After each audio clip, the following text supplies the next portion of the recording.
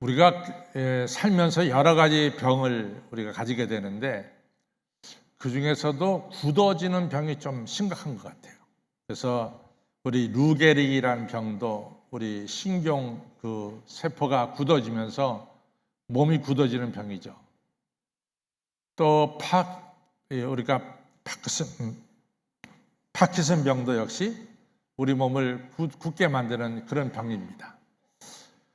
제가 이제 루게릭 병하면 누가 당장 머리에 떠오르는 스티브 호킹이라고 하는 이론 물리학자, 블랙홀 얘기하고 이런 아주 유명한 학자 있잖아요. 그 사람이 항상 휠체어에 이렇게 똑바로 앉지 못하고 삐뚤게 앉아가지고 말씀을 전하는 것을 우리가 보면서 저런 대석학이 좀 건강했으면 얼마나 좋았을까. 그런데 루게릭 병 때문에 저렇게 고생을 하는구나 하면서 안타까운 마음을 우리가 가졌습니다. 이처럼 우리 몸을 굳게 만드는 이러한 병들은 좀 심각한 병이에요. 또 우리가 내적으로 동맥경화가 생기면은 우리 심장병 등 많은 병들을 유발하죠. 또 간경화가 되면은 우리 안에 노폐물을 갖다가 깨끗하게 하는 게 간인데 이 간이 문제가 되면은 우리 몸에 있는 노폐물을 깨끗하게 못하니까 또 그것도 문제입니다. 그래서 여러 가지 우리가 만나는 병들이 있지만은 그 병들 중에서 우리의 몸을 굳어지게 하는 병, 그것은 역시 우리에게 치명적인 이러한 것을 가져다 준다, 이런 생각을 합니다. 오늘 여러분과 제가 읽은 요한복음 5장 1절로 18절에 나오는 이야기는 누구나 다 알고 있는 이 38년 된 병자가 치유받는 역사가 나오는 거죠. 이 38년 된 병자는 38년 동안 굳어진 몸 가지고 살았어요. 근데 이 굳어진 몸이 예수님을 통해서 치유받는 이런 역사가 나타났거든요. 근데 오늘 이 말씀을 보면은 복음의 핵심이 이 말씀에 들어 있습니다. 사실은 이 베데스다 목가에서 38년 된 병자를 고친 이야기는 벌써 예수님 시대 이후부터 전에 내려왔죠. 물론 종교개혁 시대에도 이 말씀이 내려왔습니다. 근데 이제 종교개혁 시대에 마틴 루터를 비롯한 대단한 신학자들이 있었는데 그때도 많은 사람들이 예루살렘에 가서 예수님의 행적을 갖다가 보면서 은혜 받았죠. 근데 그 당시에는 이 베데스다 목가가 예루살렘에서 없었어요. 안 보였어요. 그러니까 그때 주석책을 보면은 뭐가 나오냐면은 이 요한복음 5장에 나오는 이 38년 된 병자를 고친 이 사건은 실제로 일어났을까? 이러면서 의문을 달았어요. 왜냐하면은 대부분의 장소들은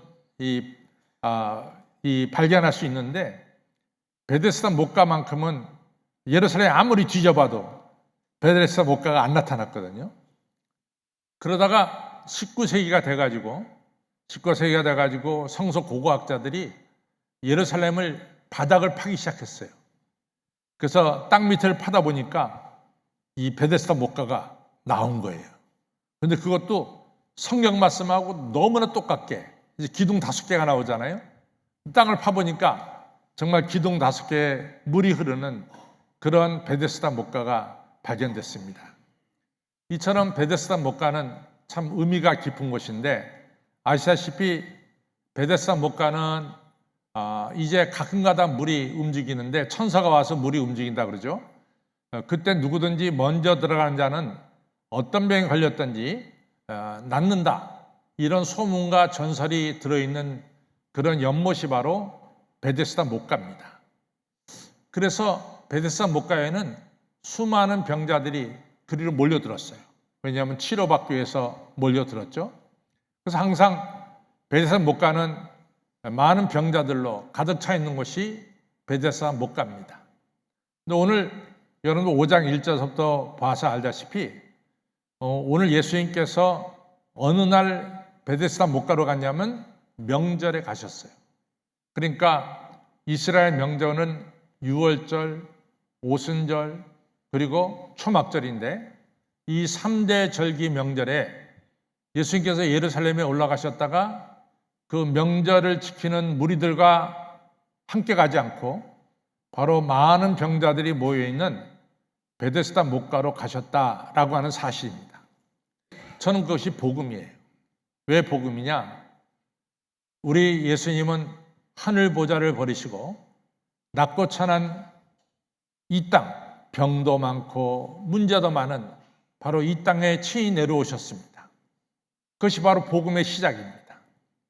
요즘 우리가 새벽에 이제 내일 새벽까지 마태복음 14장을 끝을 내고 그 다음부터 이제 마태복음 15장으로 넘어가는데 마태복음 14장을 보면은 어떻게 시작되냐면 예수님께서 산에 올라가서 기도하고 계셨어요. 산에 올라가서. 그런데 배를 타고 건너편으로 가던 제자들이 탄 배가 풍랑이입니다. 그래서 그 배가 굉장히 위태롭게 가고 있는데 우리 예수님께서 그 기도의 자리, 정말 영광의 자리, 그 자리에서 내려오셔서 풍랑이는 이런 바다, 그 다음에 제자들이 탄 배를 향해서 물 위로 걸어오시는 그러한 장면이 마태복음 14장에 나오고 있습니다. 이것이 바로 복음입니다.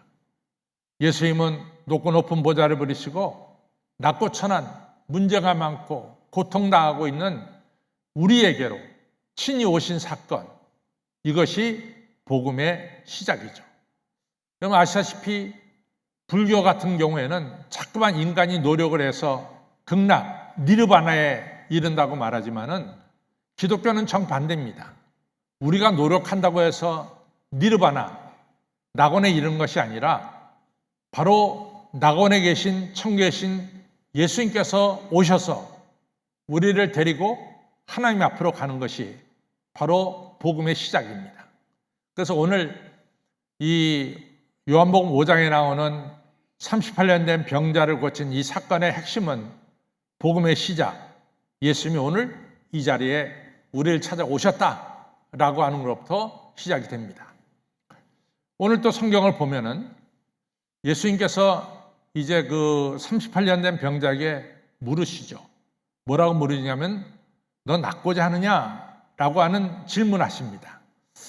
근데 어떻게 보면은 아유 예수님 그런 질문 하세요. 당연히 여기 환자들이 다 병 낫기를 원하지 어떻게 병 낫기를 원하냐고. 그건 뭐 사실 잘 이해가 안 됩니다. 다 병 낫기 위해서 여기 모였는데 그 38년 된 병자한테 병 낫기를 원하느냐라고 물어보는 것은 좀 이해가 안 됩니다.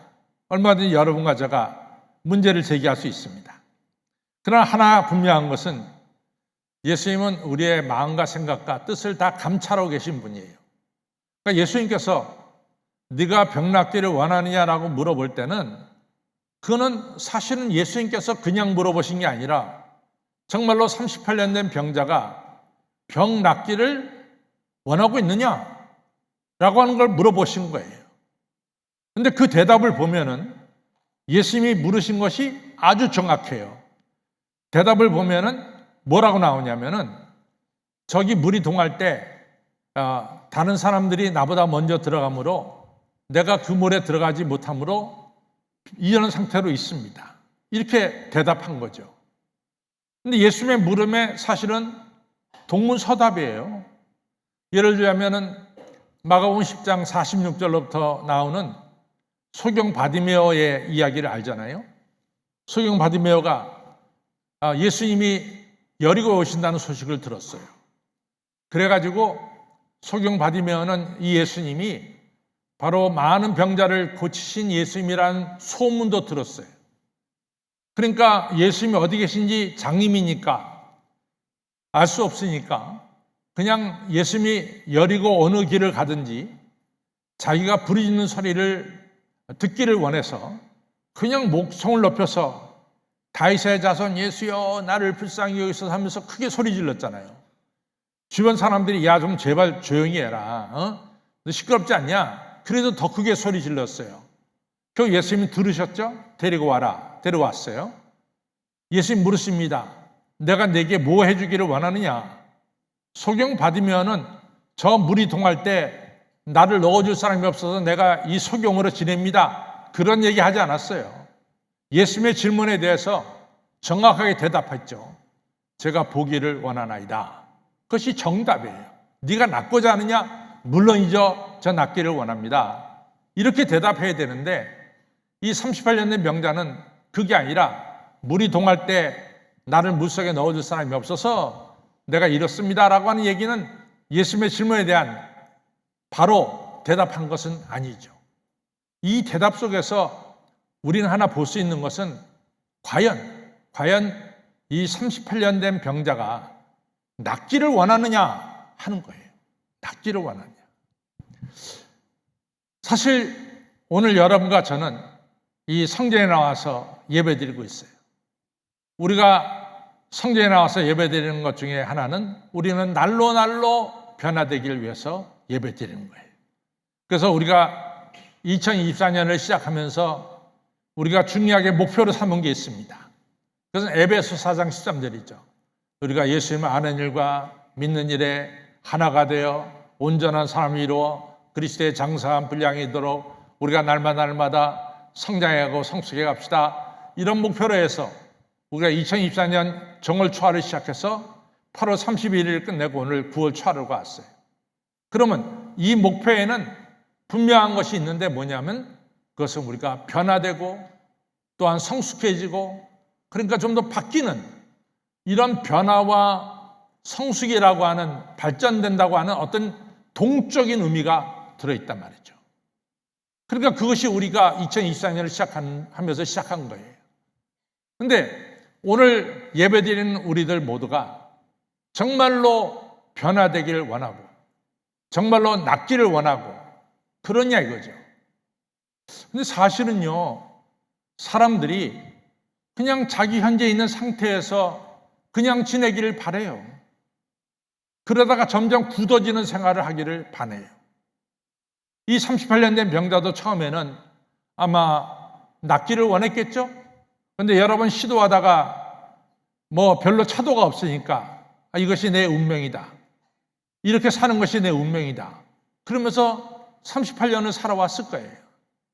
또 자기 자신을 갖다가 스스로 위로하면서 살았을 거예요. 저 사지 멀쩡한 사람들 봐라. 뭐 회사에다가 회사에서 이같이 경질당하기도 하고 또 사기 맞아갖고 있던 돈 다 빼앗기기도 하고 땀 흘려 일해가지고 집에 들어와야 뭐 저렇게 다 어렵게 지내지 않냐?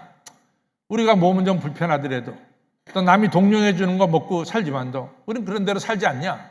이러면서 현재의 상태를 스스로 위로하면서 살아갈 수도 있는 거죠. 그러니까 정말로 이 38년 된 병자가 예수님께서 낫기를 원하느냐라고 물어보셨을 때 정말 그 마음속에는 낫기를 원하는 마음이 별로 없었다. 그것이 정답이에요. 근데 이것이 오늘 핵심이에요. 내가 낫고자 하느냐 할 때 정말 우리는 낫기를 원하고 네가 변화하기를 원하느냐 할 때 우리가 정말 변화되기를 원하느냐라고 하는 질문에 주여 정말 저가 변화되기를 원합니다. 이런 진실하고도 간절한 마음이 오늘 우리들에게 있느냐 하는 거죠. 그냥 주일에 와서 목사님 설교 듣고 뭐 설교 좋으면 감사하고 설교가 자기 마음에 안 들면 또 뭐 이렇게 하다가 가는 것이 우리가 매주일 예배드리는 습관적으로 예배드리는 그러다가 우리의 예배가 그냥 굳어져 버리는 이런 현상이 아닌가 이런 생각도 우리가 해볼 수가 있습니다. 정말로 이 38년 된 병자가 낫기를 원했다면은 이런 얘기 할 수 있어요. 야, 그 베드스다의 목가에 앉아 있는 병자들 보면은 아마 이 사람보다 먼저 온 사람은 있을까? 제가 생각하면 없을 것 같아요. 이 38년 된 병자가 최고참일 것 같아요. 그래서 예수님께서도 말씀하시기를 이 사람의 병이 벌써 오랜 줄을 아시고 그러니까 제일 오래된 것을 예수님께서 파악하신 거죠. 그래서 이 사람을 찾아갔습니다. 그러니까 이 사람이 다 나중에 온 사람들이니까 야, 요만큼은 내가 좀 나아야 되겠다. 그러니까 천사가 와서 물이 동할 때 이번만큼은 너희들이 좀 양보해 주고 나를 좀 밀어서 저 물에 좀 집어넣게 해달라 말이야. 나 좀 나아야 되겠다. 이런 말을 아마 그 옆에 있는 동료들에게, 환자 동료들에게 말했다면은 환자 동료들이 그래 거절했을까? 전 그렇게 생각하지 않습니다. 왜냐하면 38년 됐거든요. 옆에서 보던 사람도 안타깝단 말이지.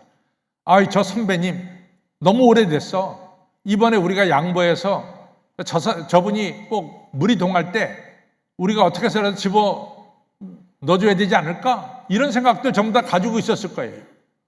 근데 38년 된 병자가 그렇게 요청하지 않은 거예요.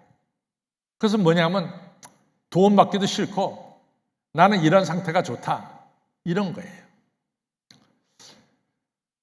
이 샌프란시스코가 요즘 조금 옛날만큼 정말 샌프란시스코가 아름다운 도시고 제가 공부할 때만 하더라도 너무너무 아름다운 도시입니다. 정말 샌프란시스코는 뭐 노래 그대로 이 꽃을 달고 다닐 정도로 아주 아름다운 도시가 샌프란시스코인데 이 샌프란시스코가 자꾸만 이렇게 다운되고 있어요. 내려가고 있어요. 그건 뭐냐면 홈리스가 몰려들기 시작해요. 그래서 샌프란시스코 시내에 가면은 곳곳에 홈리스들이 있습니다.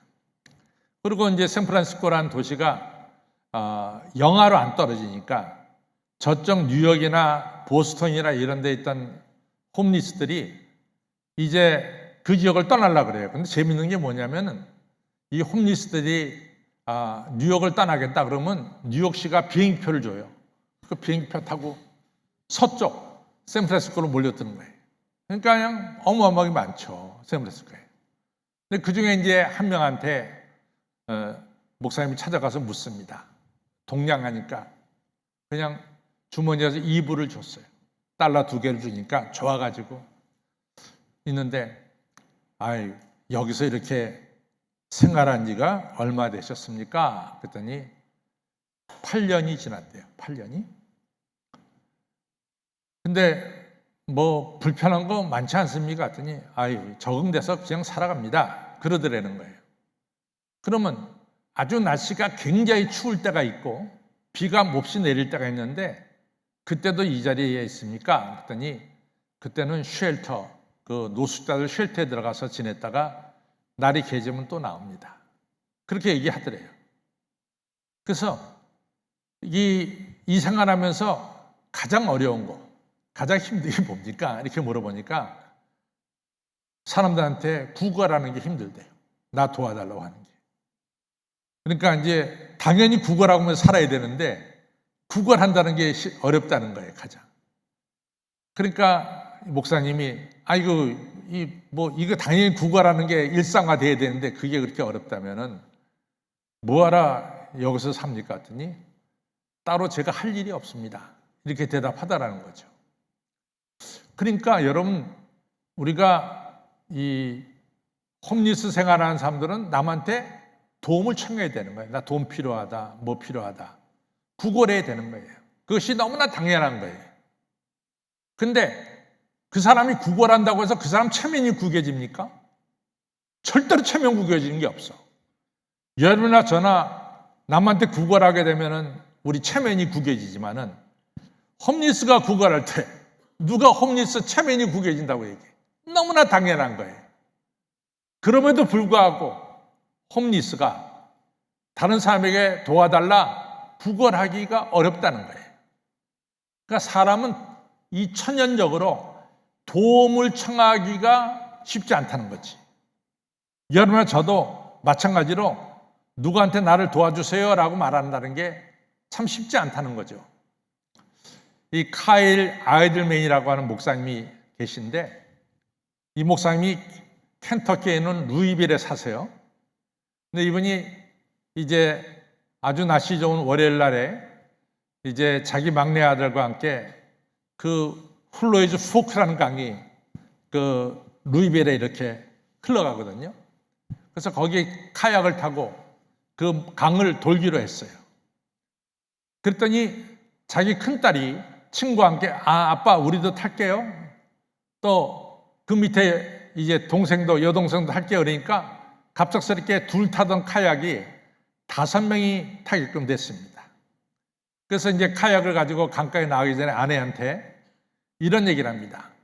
내가 한 1시간 정도 뒤에 당신한테 전화할 테니까 당신이 자동차를 가지고 내가 전화한 곳으로 와줬으면 좋겠어? 이렇게 얘기를 했어요.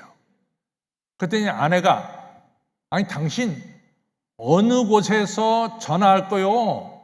장소를 말해 보세요. 그랬더니 그때 가서 내가 장소 정해서 할 테니까 그리 알아. 아니 그런 게 어디 있어요? 그래도 다강을 타고 가다 지도 보면은 요쯤에서 내가 강에서 나와가지고 이쯤에서 내가 당신한테 전화한다. 어떤 이런 계획이 있어야 되잖아요. 그랬더니 남편이 하는 말이 이거 내가 알아서 한다니까 자꾸만 왜 물어보나. 그러니까 이제 아내가 그럼 무계획으로 나가네요. 그랬더니 아무 말도 안 하고 그냥 남편이 애들 데리고 이 카약 타려고 플로리즈 강에 갔습니다. 드디어 5명이 카약을 타고 노저우면서 가는데 한 45분쯤 지나니까 애들이 다 지쳤어요. 45분 노를 지니까 다 힘이 빠졌어요. 그래갖고 이제 막내 아들이 그래, 아빠 나 팔에 힘이 없네요. 이런단 말이지. 이제 그러니까 아빠가 이 빨리 나와서 이제는 차 타고 들어가야 되겠다 생각하고 이제 지금 내가 있는 데가 어디쯤 있는가 그걸 좀 알아봐야 될 거 아니에요. 그러니까 전화기를 찾아가지고 구글 맵을 쳐가지고 지금 어딘가를 좀 알아내려고 전화기를 찾는 거예요. 근데 카약 탈 때 이미 이 남편이 물이 들어갈까봐 방수 플라스틱백에다가 전화를 놓고 잘 자기 몸에다가 지니고 그리고 탔어요. 근데 아무리 자기 몸을 뒤져도 카약을 뒤져도 전화기가 없는 거야. 그러니까 노졌다가 보니까 정신없이 있다 보니까 몸에 있던 전화기가 물속에 빠져버리고 말았어요. 그러니까 전화가 없는 거죠. 그리고 가는데 그러기를 2시간을 갔어요. 2시간. 그러니까 다 지쳤죠. 근데 마침 강 옆에 마당에 있는 집이 있는데 거기서 부인이 나와가지고 옷도 걸고 이렇게 마당을 정리하고 있었어요. 근데 큰딸이 아빠 도와달라 그래. 도와달라고. 아빠 도와달라 그래. 그래서 정말 도와달라고 그러는 말이 help me라는 말이 여기까지 올라왔는데 그걸 못하고 그냥 지나갔어. 도와달라는 말을 하기가 참 힘들었던 것 같아요. 그러고 나서 2시간이나 더 갔다가 결국은 다리 밑에서 이제 다리를 발견해서 거기 배를 대고 올라왔습니다. 배 위에서 5시간 동안 그냥 그 온 식구가 다 녹초가 됐죠. 녹초가. 그때서야 길에 올라서가지고 지나가는 차 불러가지고 전화기 빌려달라 그래서 부인한테 전화했더니 부인도 걱정하다 전화를 받고 당신이 전화기 잃어버렸지? 당장에 그러더라는 거죠. 이처럼 큰 고생을 한 다음에 이 카일 아이들맨 목사님 말씀하시기를 참 내가 잘못했다. 내가 도움을 청해야 될 때 도움을 청했어야 되는데 이 알량한 자존심 때문에 도움을 청하지 못해서 우리 애들 다 고생시켰구나. 이렇게 자기가 크게 후회했다라고 말하고 있습니다. 근데 사실은요, 오늘 여러분과 제가 이 예배를 드리면서 이 자리에 계신 예수님에게 주님 저 도와주세요. 저 주님 은혜를 받고 싶습니다. 저 주님의 은혜 아니면 살아갈 수가 없습니다. 주님 저 도와주셔야 돼요.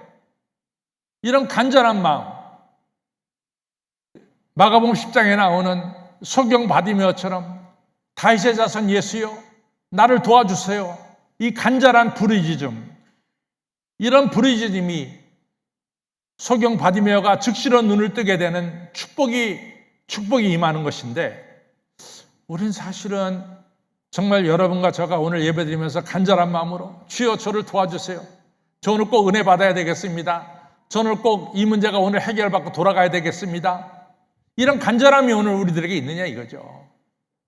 사실은 이 자리가 도움받는 자리고 하나님께 축복받는 자리인데 간절한 마음으로 주여 나에게 축복해 주시고 도와주세요 라고 하는 이런 부르짖음이 오늘 우리에게 있느냐 이거죠. 이게 바로 오늘 38년 된 병자에게 나타난 현실입니다. 정말로 예수님 만났을 때 예수님 저 낫기를 원합니다. 당장에 그랬어야죠. 그런데 그냥 38년 된 생활이 굳어져 버렸어. 그래서 별로 낫고자 하는 마음도 없어요. 그것이 바로 오늘 우리가 사는 이 세상의 현상이죠. 그런데 중요한 것은 뭐냐? 우리가 성경에 보면은 예수님이 이 땅에 올 때 정말로 많은 사람들이 예수님 꼭 오셔야 됩니다. 예수님 오시지 않으면 안 됩니다. 얼마나 많은 사람들이 예수님의 오심을 간절히 기다렸느냐라고 하는 사실입니다. 그러지 않았어요.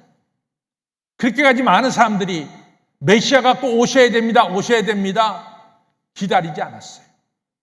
입으로는 메시아 오셔야 된다고 얘기했지만 정작 베들레헴에 예수님이 태어났을 때 율법학자들이나 메시아 와야 된다고 하는 사람들은 찾아가서 인사도 하지 않았어요. 그런데 예수님이 오셨어요. 그렇습니다. 그것이 바로 복음입니다. 로마서 5장 8절에 보면은 우리가 아직 하나님과 원수되었을 때, 여러분과 저가 하나님과 원수되었을 때, 하나님 알지도 못하고 하나님의 도움을 구하지도 않을 때 우리 하나님께서 독생자 아들 예수를 보내셔서 우리를 죄악에서 건져주시고 우리를 죽음에서 삶으로 옮겨주셨어요. 이러한 일련의 일들은 하나님께서 일방적으로 여러분과 저를 사랑하면서 행하신 일들입니다. 오늘 요한복음 5장도 똑같아요. 이 38년 된 병자가 꼭 낫기를 원한 게 아니에요. 낫기를 원한 게 아닙니다. 그런데 우리 예수님께서 일방적으로 이 사람이 낫기를 원한 것이 아님에도 불구하고 일방적으로 우리 예수님께서 손을 내밀어서 38년 된 병자를 일으켜 세워주시는 이런 축복의 역사가 오늘 성경에서 일어난 거죠. 오늘 이 시간도 똑같아요. 여러분과 제가 간절하게 내가 변화되기를 원합니다. 난 새로워지기를 원합니다. 나는 오늘 꼭 축복받아야 됩니다. 이런 간절한 마음이 없을지 몰라요. 근데 주님은 그럼에도 불구하고 이 세상이 예수님을 그렇게 찾지 않음에도 불구하고 예수님은 이 땅에 오셨고 예수님은 38년 된 병자에게 손을 내밀었어요. 중요한 것은 이 손을 잡으면 되는 거야. 이 손을 잡으면 되는 거예요. 주님이 내민 손을 잡으면은 38년 된 병자가 치유받는 역사가 일어났듯이 오늘 이 시간도 여러분과 저를 찾아오셔서 우리 주님이 우리에게 축복을 주시고자 손을 내미시는 거죠. 이것이 복음입니다. 이 축복의 손, 예수님의 손을 붙잡으시면은 오늘 38년 된 병자가 치유받듯이 오늘 여러분과 저의 문제가 해결되고 치유되는 역사가 일어날 줄로 믿습니다. 그래서 복음은 지금이 중요한 거예요. 지금이. 지나간 어제가 중요한 게 아니라 앞으로 다가올 내일이 중요한 게 아니라 바로 지금이 중요합니다. 지금 38년 된 병자가 76년 동안 병을 앓았어도 문제가 아니야. 지금 당장 예수님은 그 병자를 고쳐주세요. 우리가 요한복음 11장에 보면은 우리 나사로가 나와. 나사로가 무덤에 들어간 지 하루 이틀 3일 4일 됐어. 이게 중요한 게 아니야. 이 사람이 10일이 됐어도 중요한 게 아니야. 예수님은 지금 이 시간 소경 바디메어를 고쳐주시고 지금 이 시간 죽은 나사로를 살리시는 거예요.